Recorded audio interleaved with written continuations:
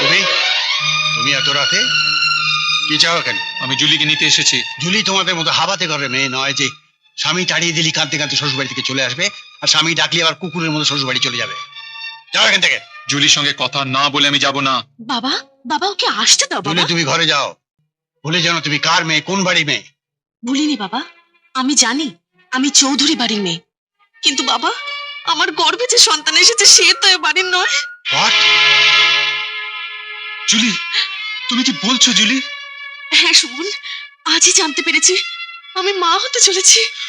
উফ, জুলি, এ কথা জানলে পরে দিদি, বাবা, চম্পা খুশিতে আমাদের ক্ষমা করে দেবে। জুলি, দিদি, বাবা কোথায় ওরা?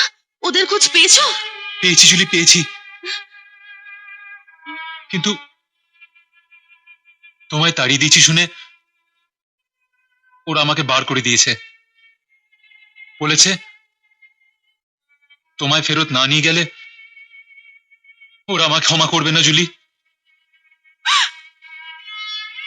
শোনো বাবা, শোনো, একটা সংসারের গুরুজন কেমন হওয়া উচিত শোনো।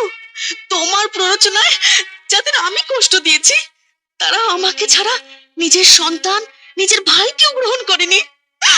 হ্যাঁ জুলি, আমি দিদিকে কথা দিয়ে এসেছি যে কালই তোমায় নিয়ে আমি তার কাছে ফিরে যাব। কাল নয় সুমন, আজই, এক্ষুনি, এই রাতে আমাকে নিয়ে চলো। আসি বাবা, যদি পারো তো আশীর্বাদ করো আমি যেন স্বামী সন্তান নিয়ে শ্বশুরের ঘরেই সুখী হতে পারি।